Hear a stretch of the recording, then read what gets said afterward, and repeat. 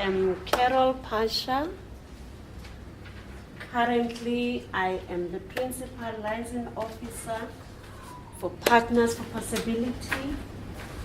I visit your schools. I recruit principals. I phone, and at times I do drive to schools to talk to the principal and encourage them to come into PFP. It's very crucial that a principal becomes a member of Partners for Possibility. I was a teacher, a post-level 1, for plus minus 22 years. Then I became HOD for 2 years. I became deputy principal for 4 years. And then I became principal for 4 years. So you can see that my growth is within the 10 years. And it escalated very quickly. Most probably it's because whilst I was PL1, I was afraid to apply because I thought the seats are very hot. But immediately I got into the leadership and I discovered that it was quite kind of nice. I started applying. Little did I know what I was letting myself into, but I survived. I am a retired principal. I retired in 2015, and then I joined PFP. Now, I'm going to discuss 3 topics that were mostly, partly a hindrance to my leadership as a principal. And this is something that I wish I had known before I became a principal. We will look into interpersonal relationships. And I must say, you could be going through that in your schools. What is it? What are we supposed to have? Interpersonal relationships these take place between 2 people or more. And in my case, it was myself and the staff. As the head of the school, you interact, you relate to different people, different ages, different characters, and different backgrounds. You have to work with those people. You also deal with pupils, admin staff, maintenance staff, and lastly, to those you report to, that is your Department of Education. And all of these, they require skills and patience. Now, you need to have common goals as the staff as to where do you want to take your school. You need to have a common vision and a common purpose, which forms the cornerstones of the organization.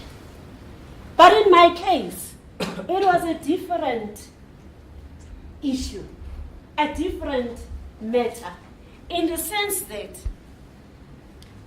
when you go to a school where you have been appointed as a principal, and there are people who had already applied for the post, and they were not appointed, and you come from another school, you know what that means. You know what that means. And that is interpersonal relationships. It hinders the progress of the school. As a principal, you have a vision. You know where you want to take your school. You know what you want to do. But you need a buy-in from the staff, from the SMT, especially your 2 deputies. They are key. And when it is them that sabotage you, it becomes very difficult. And it does happen.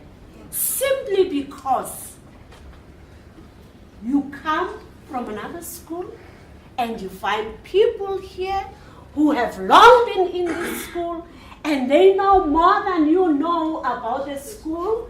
And who are that? What are you going to tell them? What is so special about you? And those are the things that a principal, instead of taking the school somewhere, you have to deal with these things on a daily basis. There must be respect. And respect goes a long way. Once there is no respect amongst us as staff members, we're going nowhere, colleagues. We're going nowhere. There must also be a room for new ideas.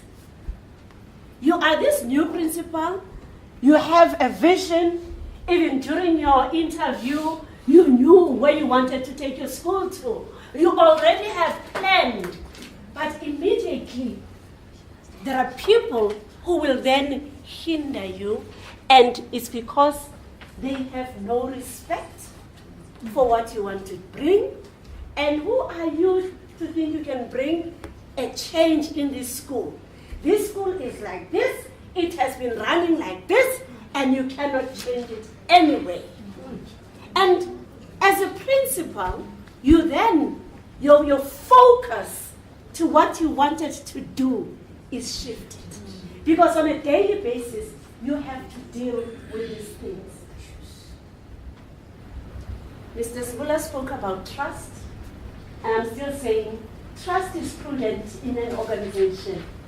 It takes time and hard work to develop, but once it is established, the team can only thrive. But without trust, and it's very difficult to trust one another because there are hidden agendas. You try and do this, and that is why he was saying, be careful. Do not be caught fast asleep, lest you fall into the trap. And it's such a difficult thing for the principal to try and take the school somewhere when there are people who are busy bringing you down. And at that time, when I was principal, we had IDSOs who were at the same time on their own go slow because they didn't want to be called cluster leaders.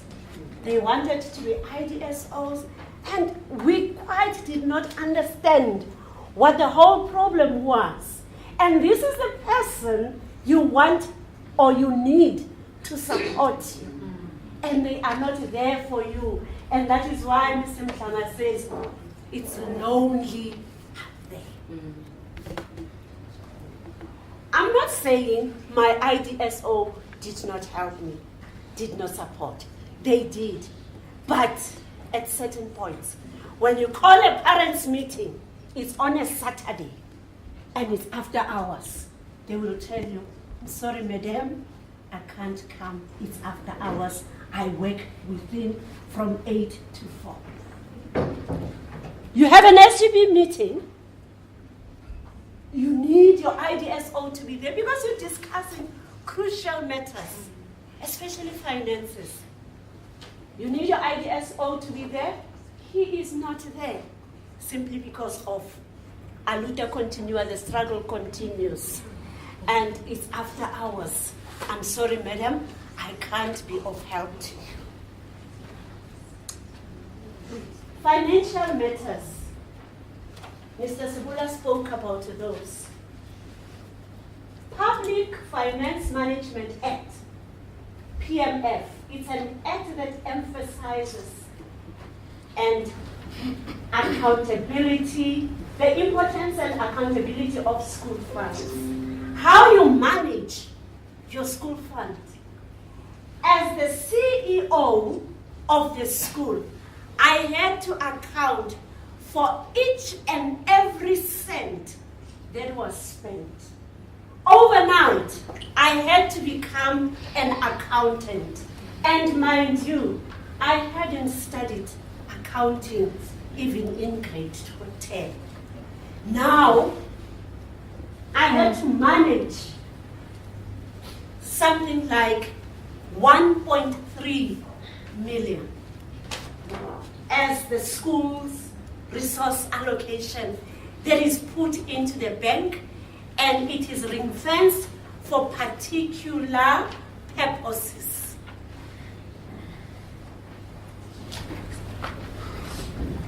Part and parcel of heading the organization, please go back. Yes. Part and parcel of heading this organization, one has to, prepare an annual budget report and present it at a parents' meeting.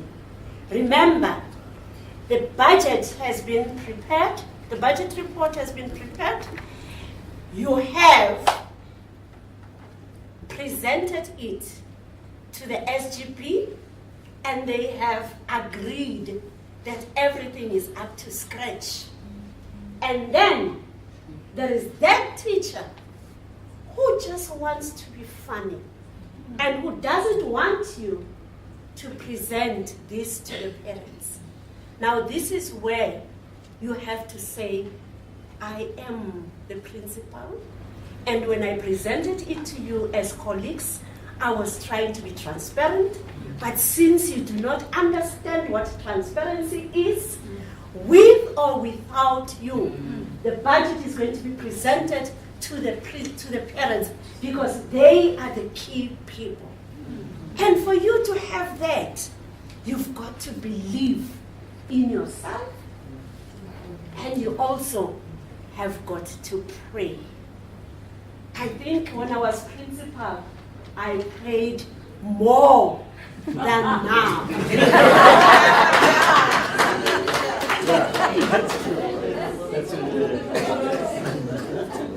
Now we are very relaxed. Yeah, my prayer now, when I was principal, I would say, Lord, give me wisdom to take care of these people. Teach me to be humble so that I'm able to communicate with them, and keep me calm. Yes. But today, my prayer goes like this.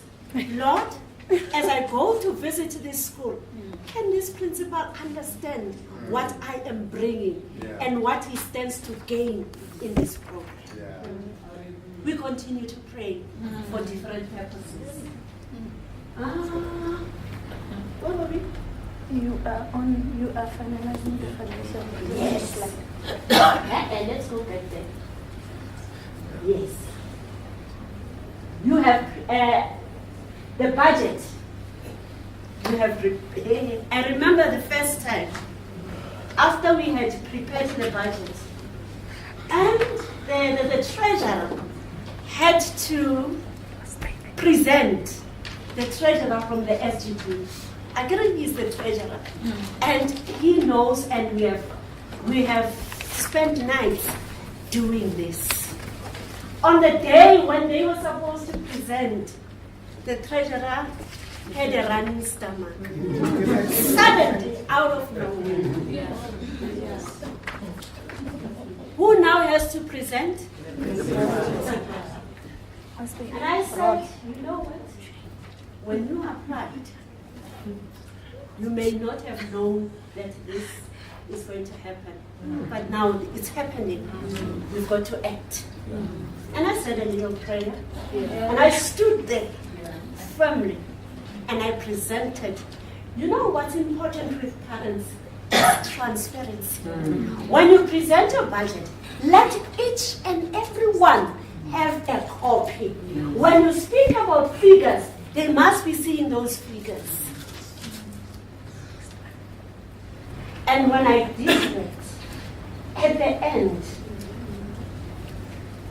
one of the parents stood up and said, in the life history of this school, this is the first time we've had such a budget. And what did I say? You go there.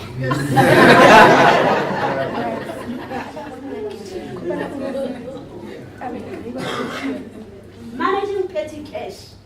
Whew. Petty cash.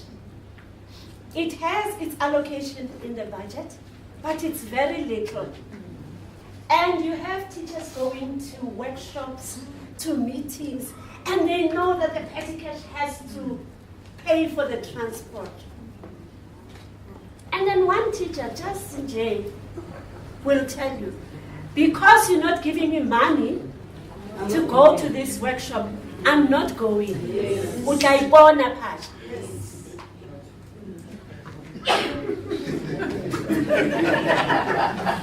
You know what I'm talking about. You must make a miracle. But it is then when you say, I don't expect that from you, more so as an HOD. How are you going to come back and manage your department? Say, was I wrong to make you a head of the department? Then they will go. Prepare expenditure report monthly for submission to the district. This has to do with the services where you pay your water and lights, where you pay for the phone, where you pay for the ink, where you pay for the servicing of the photocopy machines. And this has to go every month. And it was becoming a problem for me. And I had to come up with an idea. And this was the idea, especially for the water and lights.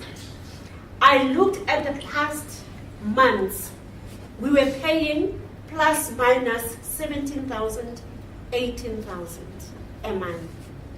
Then I had a meeting with the SGP, then we agreed.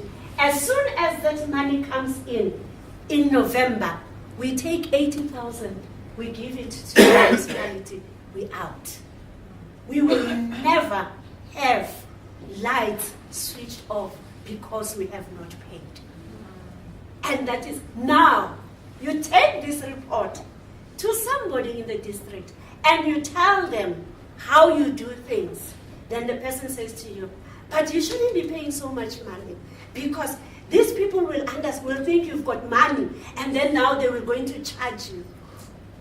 What am I supposed to do? I get into this, I have a problem, you don't help.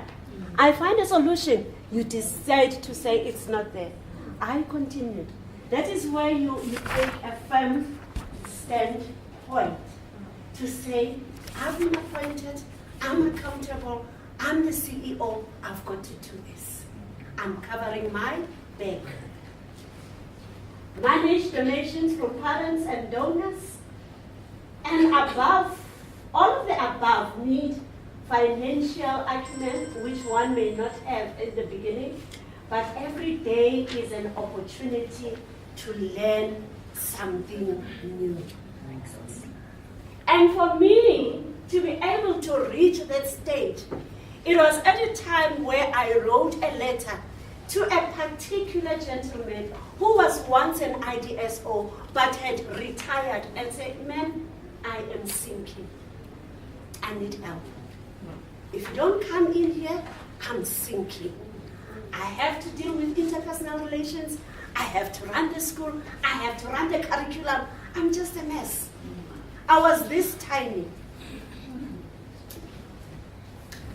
Preparation of school policies.